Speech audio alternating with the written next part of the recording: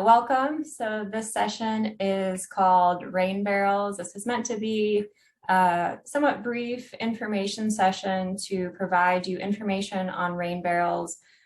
Sometimes people don't know what rain barrels are, and I'm here to sort of unveil any sort of confusion or uncertainty about what rain barrels are and hopefully provide you as much specific information that would be helpful for you to determine if a rain barrel would be right for you to have.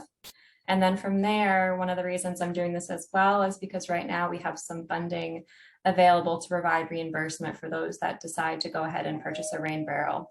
So I'm gonna talk about that program and how to receive reimbursement if you decide that that's something you would like to do.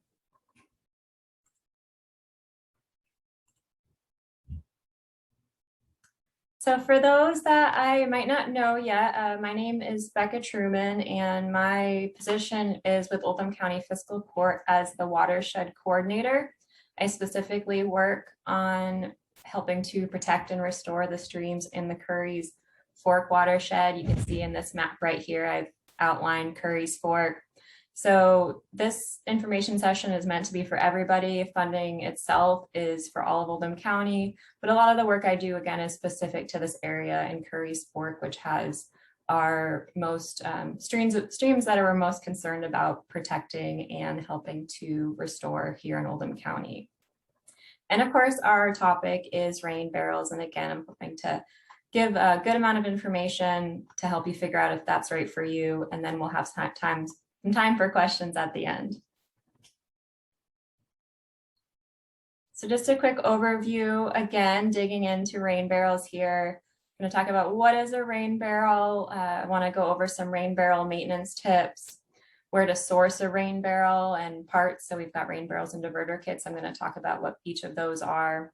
I'm going to talk about our program for submitting for reimbursement, as well as have a video on how to install a rain barrel. And then if there's time, I'll show this video on painting a rain barrel that a couple of students here in Oldham County created for this purpose.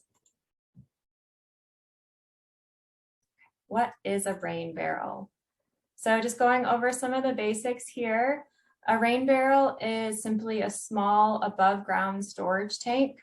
And this barrel gets connected to a gutter system so it can collect water when it rains. If you're thinking about this from a conservation practice standpoint, you might have heard of the term rainwater harvesting. So if you're using a rain barrel on your property or really collecting rainwater in any way, you can consider yourself to be rainwater harvesting. When thinking about if a rain barrel is right for you, we want to think about the uses of that water. It's great to collect rainwater and prevent that additional impact to our streams, which I'm going to get into here in a couple of minutes. But you want to be able to use that water. So most rain barrels are used by people who have a garden or landscaping or some plants, something growing outside that they want to help water, especially during that summer season. As our weather changes, we're getting heavier rainfalls, but we're also getting more dispersed rain. So even this year, if you recall, back in summer, there was quite a few weeks where we just didn't really see much rain. And that's really the primary time that we want to have a rain barrel as gardeners. The rain barrel can also be used for watering lawns if that's something you choose to do. Additionally, any type of outside cleaning, so washing your cars, washing your windows. And I just want to make a point to say that this water should not be used for any type of drinking. Now, this water should be clean, but of course it's not treated. So I wouldn't recommend using it for any potable use of any kind, not even, for animals or anything like that. So just making sure we're clear on how this water should be used and, wanting it to be used safely. The second feature here of our rain barrels are diverters. So diverter, that's the attachment that you would attach to the downspout. And this helps to channel water directly into the rain barrel, but then it provides that added benefit that when your rain barrel is full, which will happen very quickly in a rainstorm, when that barrel is full, that diverter is going to help by redirecting that excess water back down into your gutter. So diverters are not necessary with a rain barrel, but they do have some added benefits. So this is something you'll want to consider if you choose to get a rain barrel, if you want to have a diverter or not.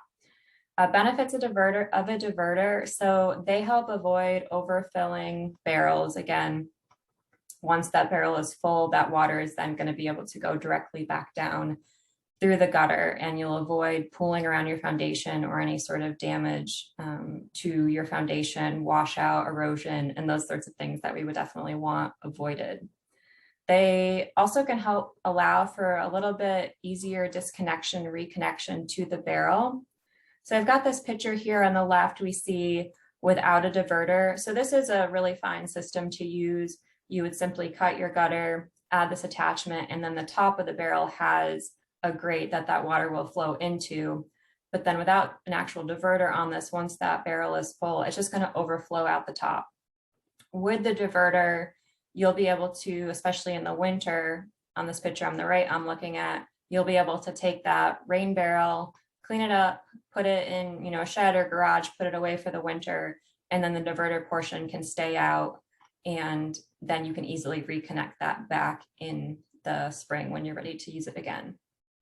A note here, and I'll talk about this more in terms of sourcing rain barrels and diverters, but sometimes your diverter is included with the purchase of a rain barrel, and sometimes it's not. So those are considerations when you're looking at options, cost options, if you want that diverter, if it's included, and seeing what that looks like cost-wise, and then if that makes sense for you.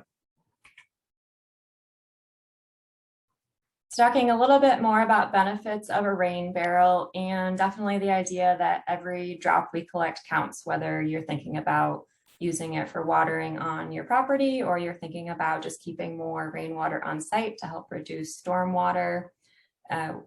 It's a practice that I would recommend anybody to use and employ on their property if they have a use for the water. I find personally it's really wonderful to have this extra source of water. So it provides that convenient source of water. It's really nice and empowering, when you're going to water your lawn or water some plants or, your vegetable garden, to be able to just take water that was stored from the last rainfall and use, as opposed to turning on your spigot.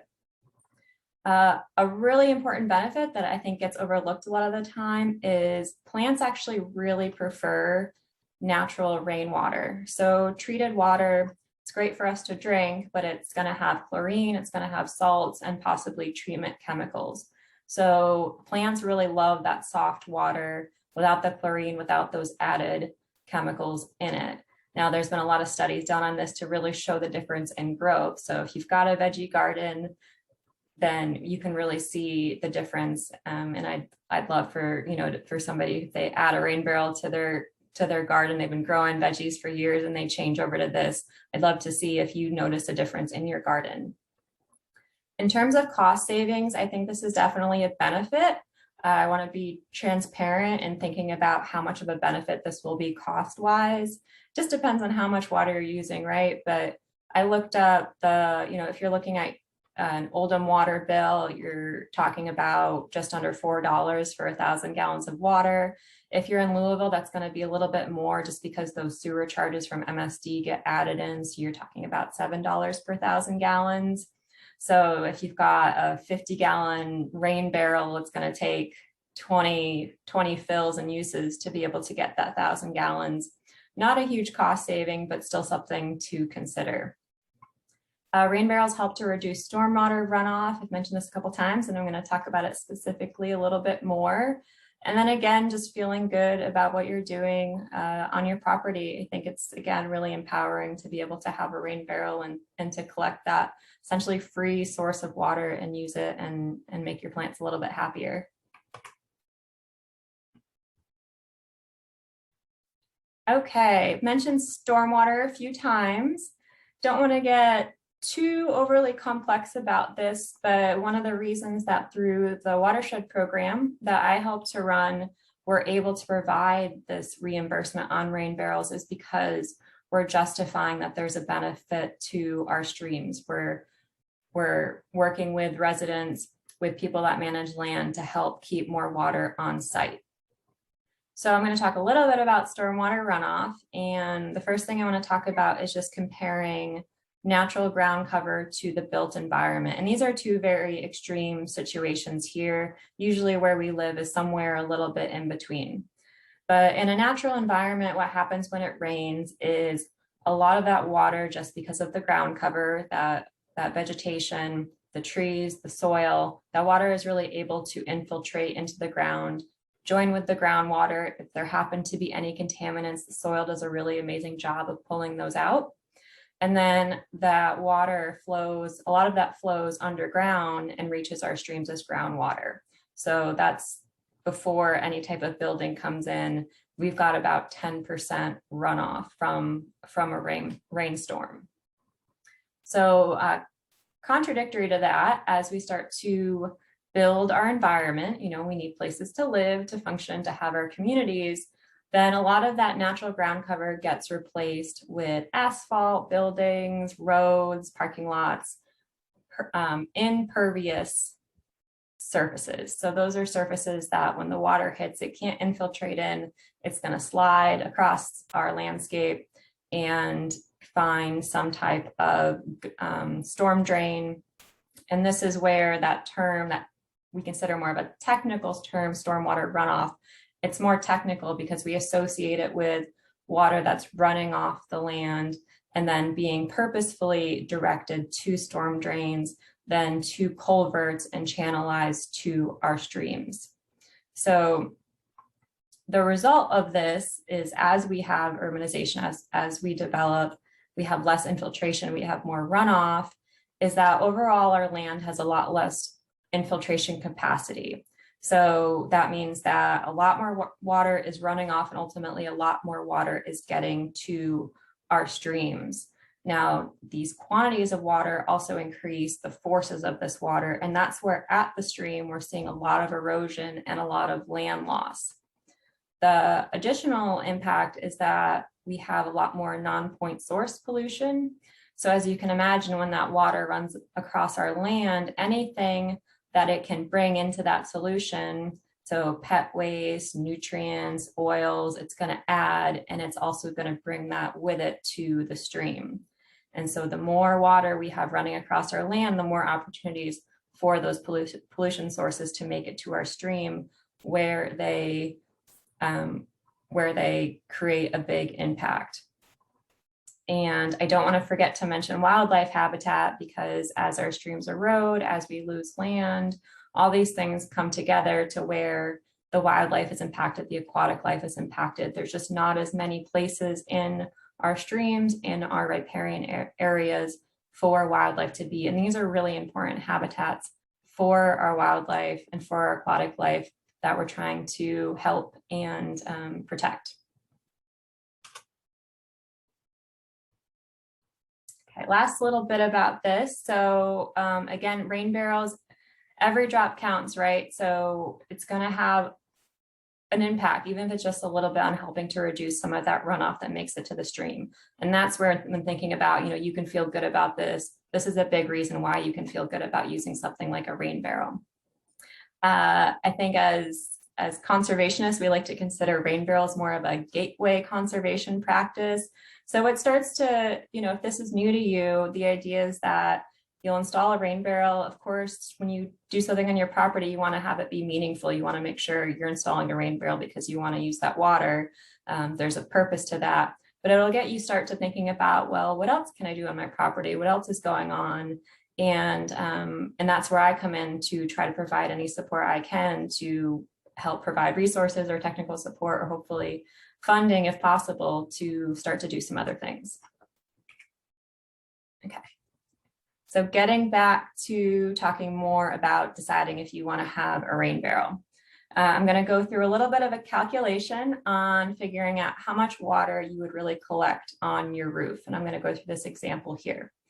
So 1 inch of rain can yield 623 gallons of water on a 1,000 square foot roof. I've got an example here of this roof that I'm considering to be relatively square just for this example.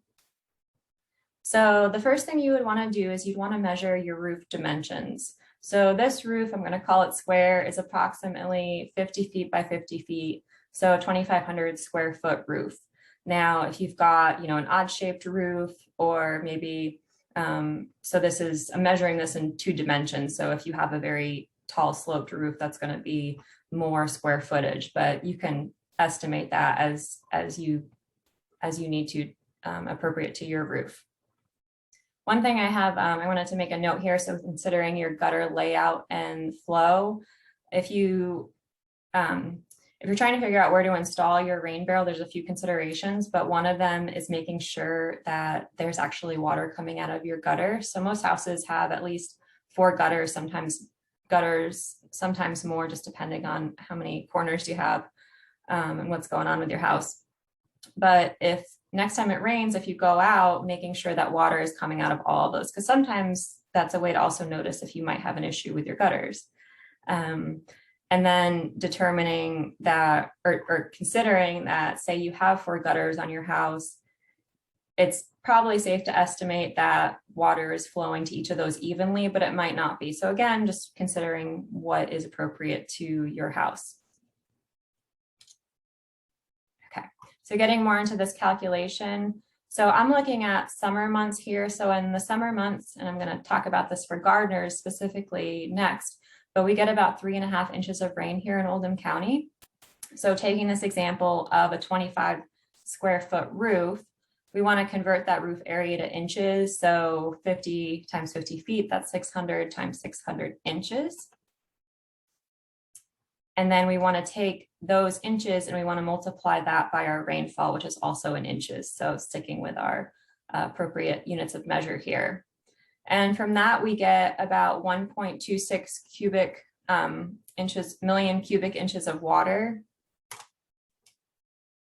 And then we divide that number to get by 231 to get our gallons. And I'll send all this out later as well. So don't feel like you have to quickly write notes down or anything. So from that, we get about 5,455 gallons of roof runoff from a 3.5 inch rain. So that's approximately 1 summer month in Oldham County on a 2,500 square foot house. You'd get almost 5,500 gallons of water. So that's quite a bit of water when comparing a rain barrel, which is going to be about 40 to 60 gallons that you would store. I wanted to just provide this specific example for gardeners, because I know most people, including myself, this is why rain barrels are often used for gardening. So a garden requires about 1 inch of rain a week. That's a good rule of thumb to go by. In the summer months when it's really dry, maybe a bit more, but using that 1 inch of rain per week. And then this graph here, we're showing rainfall in Oldham County. So we've got our growing months, which is about maybe mid-April to October timeframe. And most of the time, if we want 1 inch of rain a week, if we're getting 4+ inches of rain a month, we probably don't need extra water typically. Again, some crops are a little bit different, but just using that as a standard. So it's really not until we get into kind of mid-July all the way through October that this rain amount really dips down. And that's when we really want to have that extra source of water. So in between August and October, we're getting closer to 3.5 inches of rain.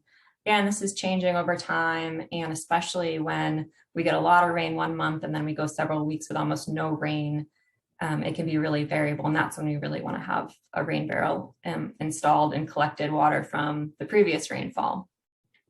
So for this example, I'm just using an 8x4 foot raised garden bed. That's kind of the average raised garden bed size somebody might have. Again, you'll be able to check this out later, and I'll be happily help you figure this out for what you're growing. But I'm just converting this raised garden bed size 8x4 foot to cubic inches. And so converting to inches and then multiplying by that 1 inch of rain that I want to get on those plants every week. So a 4x8 foot raised garden bed needs about 4,608 cubic inches of water per week. Now dividing that again by our 231 that number, that constant there. And we get about 20 gallons a week that we want on that raised garden bed. So if you have a rain barrel, then approximately one full rain barrel, that 50 to 60 gallons, will meet your watering needs for the summer if we get a summer where we really only need to add that extra inch of water between August, September, and October. Really fun to play with for your own yard, but this is sort of how I'm thinking, the practical uses of this and what's needed. Okay, I'm going to move on now to talk about rain barrel maintenance. So for part of this program, I've put together a operations and maintenance document that if you choose to get a reimbursement, or if it's something you're just interested in having in general, I'm happy to send out. But this document will have this information on general maintenance on how to maintain your rain barrel. We really want you to be successful and kind of ahead of time know maybe some of the things that you might need to prepare for or know about. So it's recommended to empty the rain barrel about 1 week after the rain to prevent growth of mold and mosquitoes. This is just a recommendation, not to say you're going to have mosquitoes or mold if you don't do that. If you are concerned about mosquitoes, these BTI dunks, they're non-toxic mosquito control, so they're only going to impact the mosquito larvae. So this is a really great option and completely safe to put inside your rain barrel if you're seeing mosquitoes or as a preventative measure. Every year you want to just make sure you empty and scrub out your rain barrel. The best time to clean things up at the end of the season, so that way in the spring when you bring it out, it's ready to go. And that's the same here with rain barrels. So scrubbing them out, you can either use a little bit of bleach solution or hot water and vinegar or dish soap. And depending on what your barrel looks like, some of them cannot be opened fully and you wouldn't be able to really get in there and scrub it, and some of them can. So there's options, but you could always add a little bit of vinegar and water solution and just shake it around and probably be good with that. Wash it out, flush it out, and be good to go. It's recommended that you disconnect your rain barrel before freezing temperatures. You don't have to do this. This would just be a best practice to make sure that your rain barrel doesn't freeze over winter. You wouldn't want any cracks in it. So definitely making sure if you decide to leave your rain barrel installed over winter that it's not, it doesn't have any water left in it. But if you've got the space in a garage or shed, disconnecting it is really the best option. And then a few other points here. So reconnecting your rain barrel, again, considering freezing temperatures as well as when you plan to use the barrel. So recommended after April 3rd, that's kind of our freezing date. Although I know here in Kentucky, we do get freezing temperatures and maybe a little bit of snow sometimes later in April or even into May. So just depending on what works for you. If I were to install mine in April, I would just, check the weather and see what's going on. But if you're growing plants and outside intending to use it, you're probably doing that anyway. We want to keep the barrel on cinder blocks or an outside stand. So if you haven't seen flow from a rain barrel before, it's really important to understand you're not going to get a high pressure of water coming out of your rain barrel. So it's not going to be the same as when you turn on your spigot for your hose and it just flushes, pushes right out at about, I want to say about 50 PSI. I don't know the exact number, but pretty high. But for this, unless you decide to get a pump on your rain barrel, you're looking at about 1 PSI for 2 feet of elevation. So that's where you want to raise your rain barrel up in a safe way on cinder blocks or something. So at least when you turn the spigot on or you attach a hose, you do get some flow out of it. Making sure that if you have any chemicals on your roof, there's any type of cleaning done, that you just don't use that water to water plants. You wouldn't want to harm anything you're growing. So you can just wait till after it rains and then reconnect your rain barrel. If you're planning on having this be sort of something that you and your whole household help to manage, I would just recommend making sure everyone in your household knows what the rain barrel is, takes part in it, make it a fun experience, and then having sort of a clear written maintenance schedule for everybody to know about. And then this is a sticker right here. So for anybody that gets a rain barrel, we've got stickers. They are waterproof, they should be. So if you would like one, if I haven't sent you one, just remind me and I'll get you a sticker. And that has a few just general instructions to remind you on the rain barrel maintenance side. Okay, vendors for rain barrels and parts. So sourcing your rain barrel. So a few people have asked me, to get a list or something like that.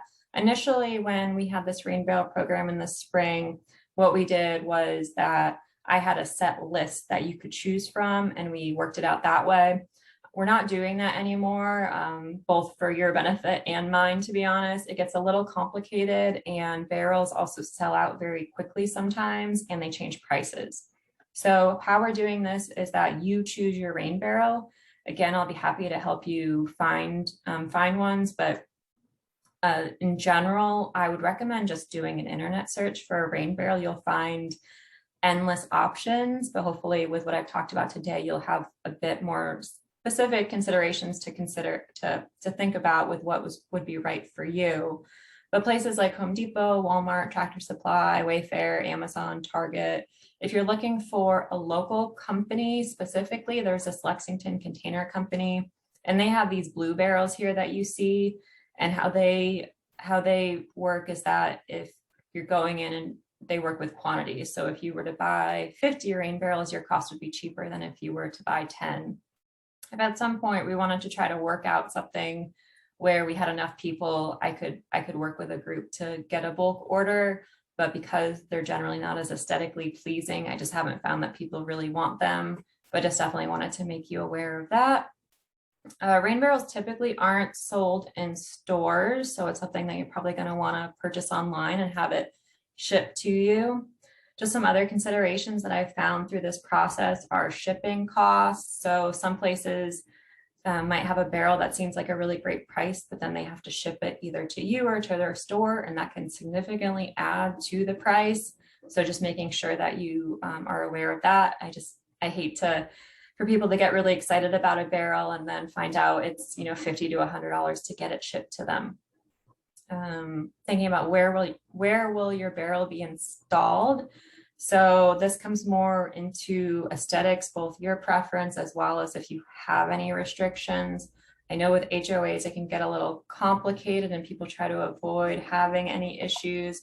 If you are having an issue with your HOA or you have things to consider with your HOA, I'm happy to talk to anybody. Good afternoon, Dawn. Just gonna mute. Okay. I'm happy to talk to an HOA group and see if we can, help kind of figure that out. But in general, just if you want it in the front of your house, you might want it to look a certain way. Storage capacity. So rain barrel, the sizes can vary quite a bit. And you're just going to want to consider, do you want a rain barrel that's 40 gallons? Would it mean a lot more to you if you bought one that was 60 gallons? Because that's, quite a bit more storage. So again, another consideration.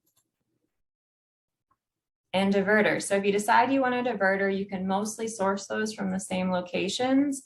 There are others, of course, there's a lot more than what I've mentioned as well. I've just tried to provide several options that I've known about.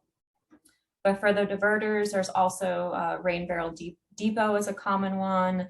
And the earth-minded rain barrel diverter kit, which is the middle picture here, is also very common, as well as Fiskars, which is the top picture here. These top two are more of the common diverter kits that I've seen. Considering it might come with your rain barrel, again, just doing an internet search, and as far as pricing, $25 to $50. So I think I forgot to mention, it was on the slide, but rain barrels themselves can be anywhere between free if you have a barrel that you can convert into a rain barrel, which is a really neat idea, or up to $150+. They can get very expensive. And that's mostly the company and aesthetics and those sorts of things. So the range of pricing here can really vary, but these diverter kits can range, $25 to $50. If you're buying the diverter separately, just making sure that that's going to work with the type of rain barrel you bought. Installation, gutter cuts, and overwintering. So making sure that you're buying a diverter that is going to be installed the way you want it. There's lots of ways to look.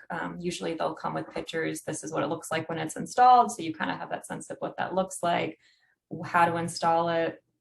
Gutter cut. So for that, just how do you need to cut your gutter in order to fit that diverter? Maybe you have a preference, just being aware ahead of time.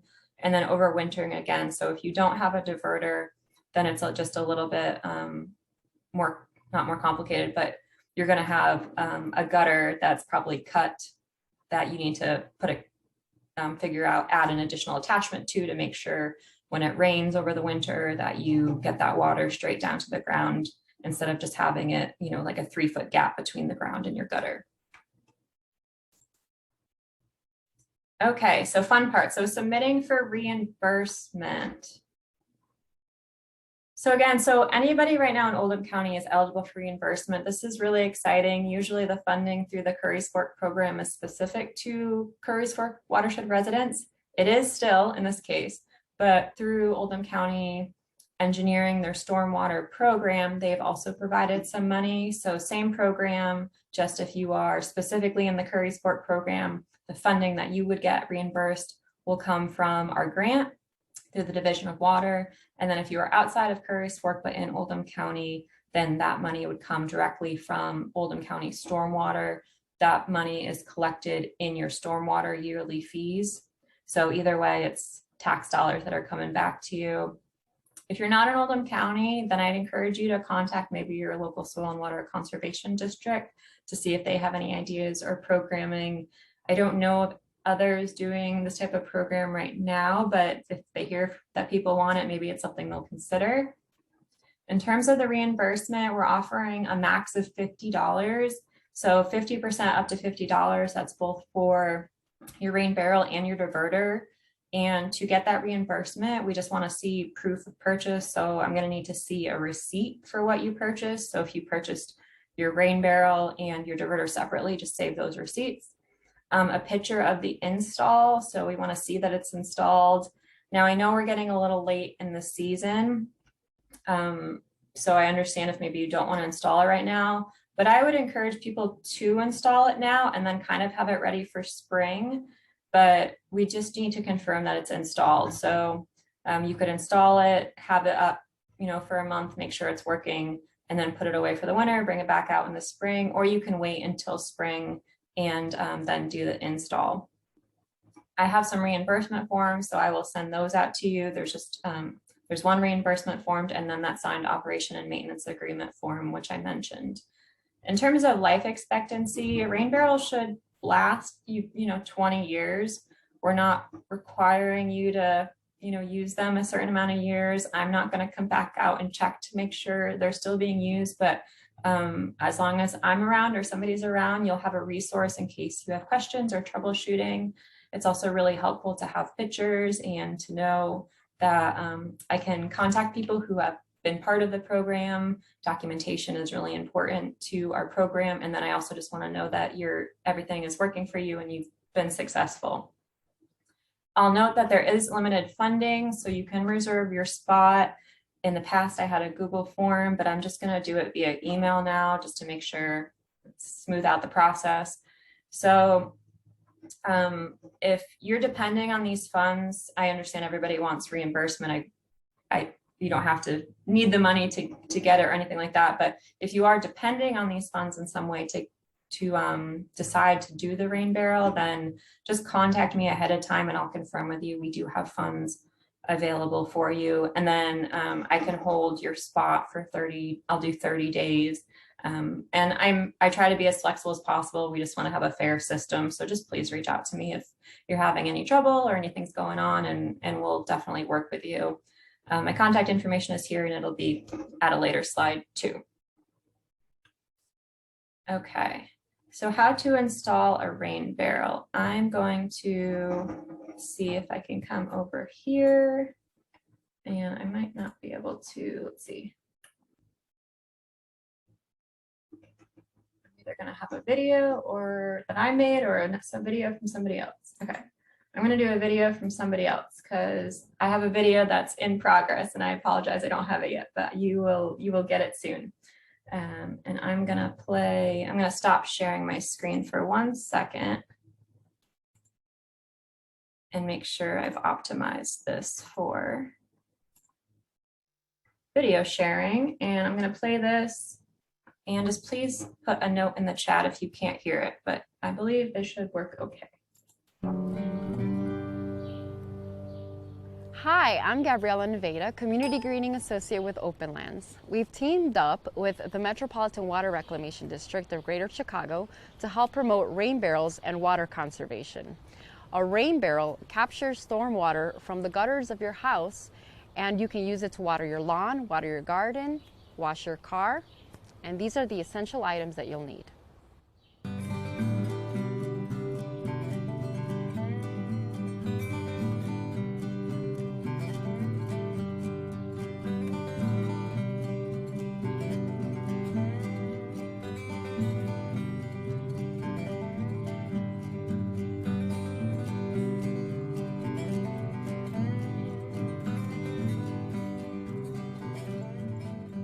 Save yourself time by carefully preparing all of your supplies so that you're not making last-minute trips to the store. We've prepped this area with mulch in order to absorb any water that comes off of the rain barrel. And we've evenly spaced these pavers so that water can infiltrate through and reach the mulch.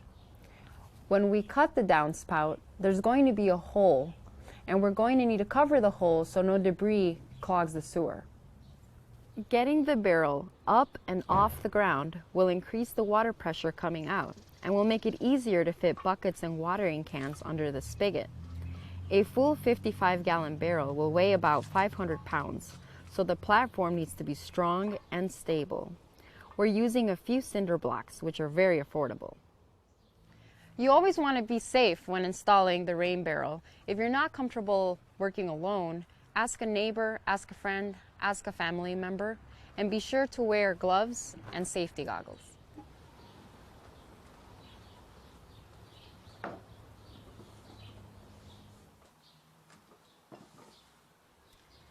Position the flexible diverter elbow on top of the barrel aimed at the screen opening and next to the downspout to determine where to cut. The remaining downspout will need to be inserted about 2 inches into the elbow, so you can make a reference line next to the top of the elbow.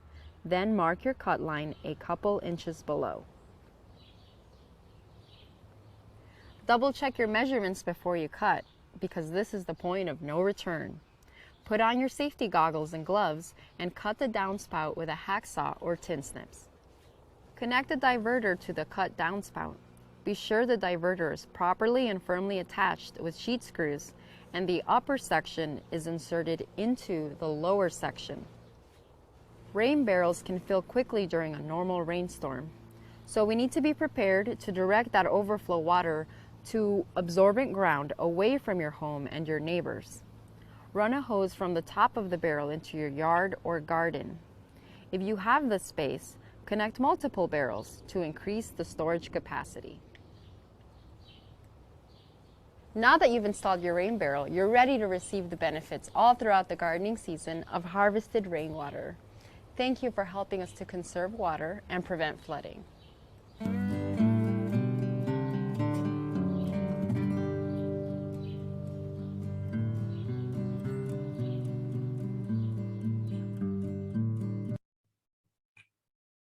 Okay, get that spinach.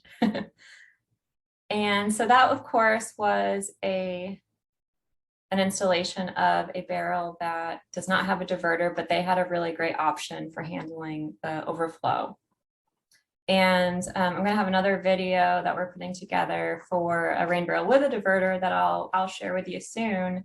And if you want any help installing your barrel, I will also be happily come out and work with you to get that done. Can get a rain barrel installed in about 20 minutes, and it's pretty simple. So don't let challenges with installation stop you. Please just let me know. Okay, so I'm gonna skip over that. That's the link to that video. And then painting a video. So I do have another video here, and this was created by Lauren and Katie Akery, shared with permission. They actually created this for this program. I've been working with these girls. They're really amazing students for a couple years. And they've painted a rain barrel that we have at our LaGrange Welcome Center pollinator garden. And then they painted another one that was part of our giveaway in the spring. So let me see if I can bring this one up. And this is a neat idea too, especially if you get a rain barrel that is maybe one of those blue rain barrels and you want to make it look a little nicer, or you've got some artistic talents. You probably don't want me to come over to help you paint your rain barrel, but I'll happily try to connect you with people if you would like, if you're interested in that. Let me play this one. A base coat for our rain barrel.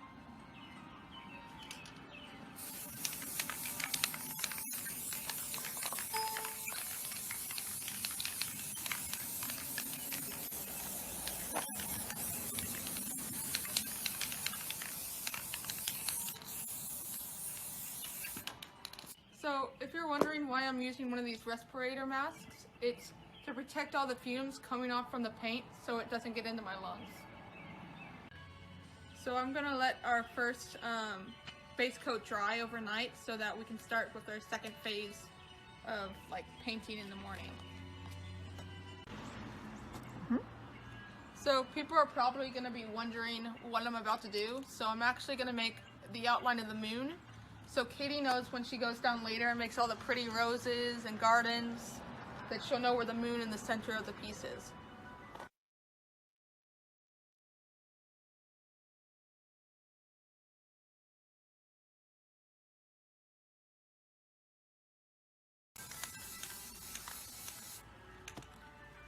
So again, so what I'm going to do now is you can see that I've already started spraying some clouds with like this simple templates. So what you do is like you just get regular poster paper and then you just rip it up, and so you can make a little cloud stencil, and then you can just spray it on your barrel, make little clouds like this.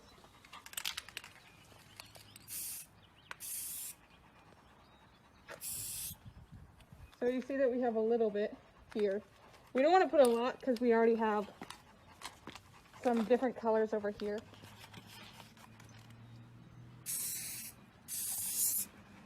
So we're starting to get down. Also, so while you're seeing this is happening, you see how it starts to drip and puddle up on the paper? We don't want that because then it will come off on the barrel and start dripping down the barrel. So this is why we have multiple different pieces of paper so that it doesn't drip.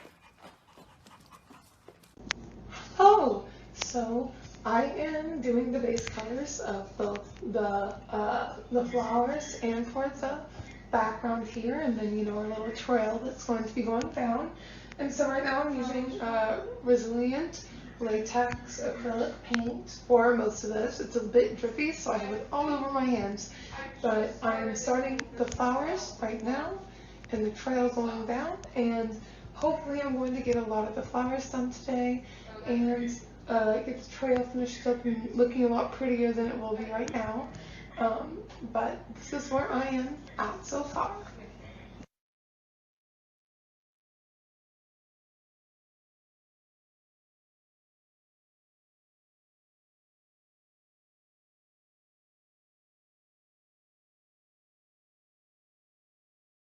Okay, so my final steps here was later last night. I decided I was going to put all the individual white dots on all of the flowers. That took me like an hour or so because I did a lot of flowers, more than I expected to.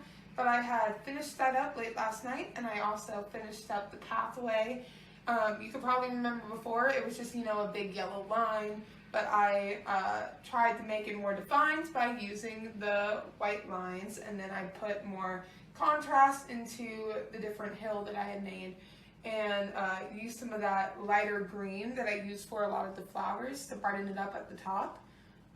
And this is kind of where I'm at right now, and this is where I think I'm finished for the project.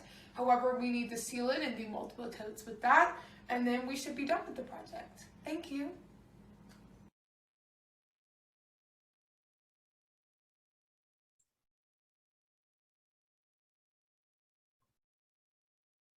Okay. And I know this rain barrel has found a happy home. And if you decide to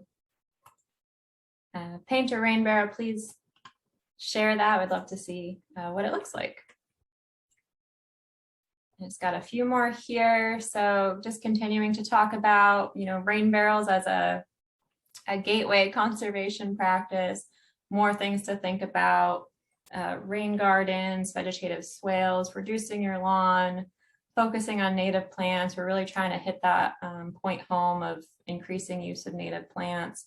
They provide so many more benefits than most of the plants we see in our landscapes in terms of infiltration. So grabbing that water from that runoff and bringing it into the groundwater for wildlife. And in terms of being a gardener, native plants are, I would say, much hardier. They're much more easy to maintain. So if you're somebody like me who is not great when plants need a lot of love, they're also a good option. And with that, I wanted to take a few minutes for questions, and then I'll just provide a little more information about the program for those who might be new to this. So if you have a question, feel free to put that in the chat if you feel comfortable doing so. And you could also unmute yourself. I believe everybody has that capability as well. Let's see if we have anyone.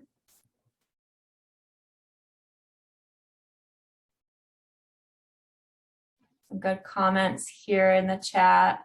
Yeah, so those blue gallon drums can also be used for composting. And I'll just make a point to say that Oldham County does have a compost program. I'm not involved with it. We've got our solid waste coordinator and conservation district in Oldham County working on that program. So similar to this, you can get a compost bin. I believe they're either free or reduced cost. I don't remember.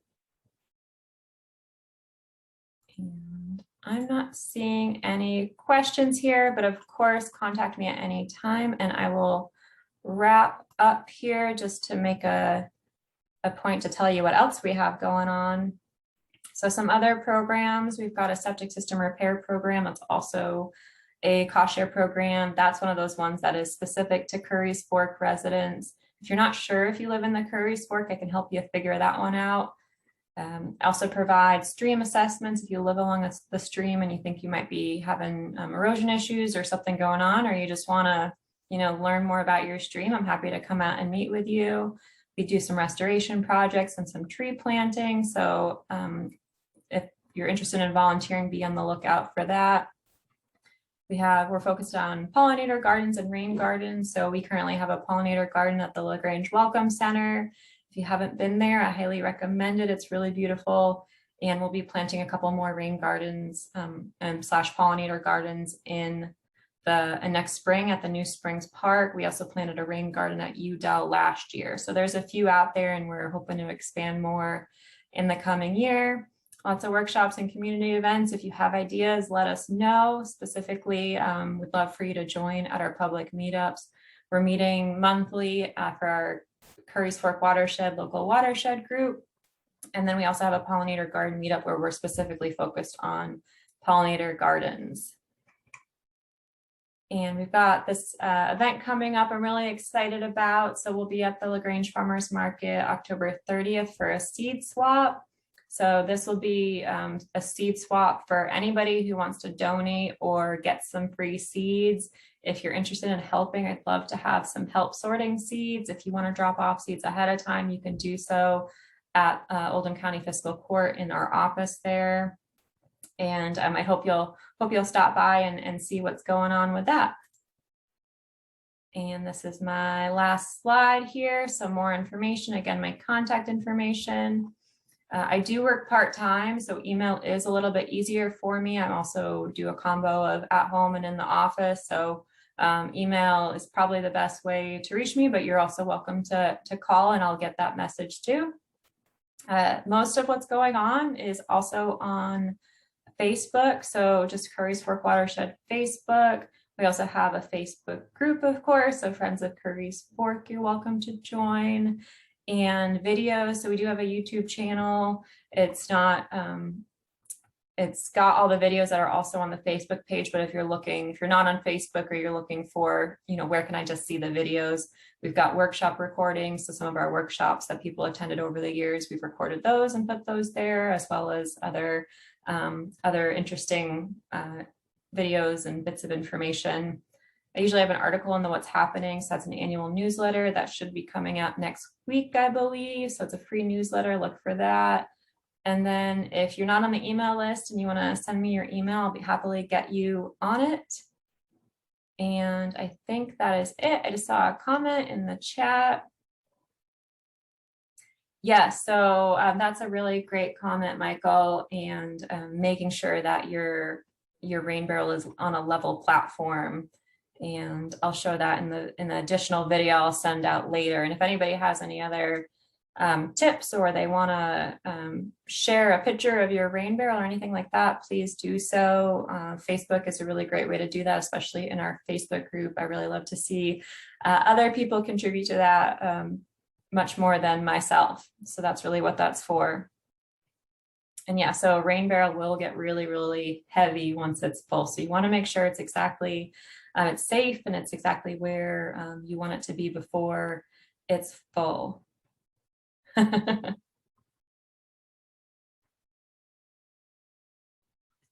and maybe another question here. So we already have built them a nice house and have a metal roof with a gutter. Let's see.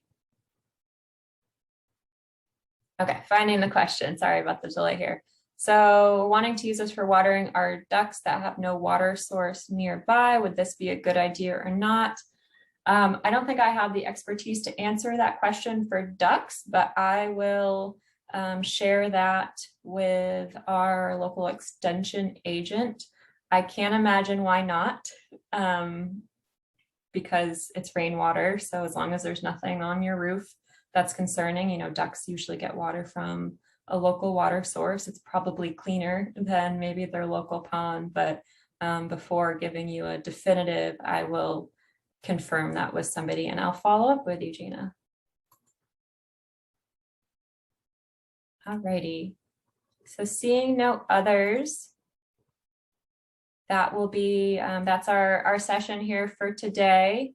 And please follow up if you have any other questions. I'm so glad you were able to join this. I hope this is helpful, and I'll send out, I've got everybody's emails who registered. So if you just check your email later today, I should be able to get that out for everyone. And I'll make a point that just inform me directly if you want to be on our email list, because I don't want to send people emails if they don't want them. I want to be considerate of that. So with that, thank you so much. And again, I really appreciate your time.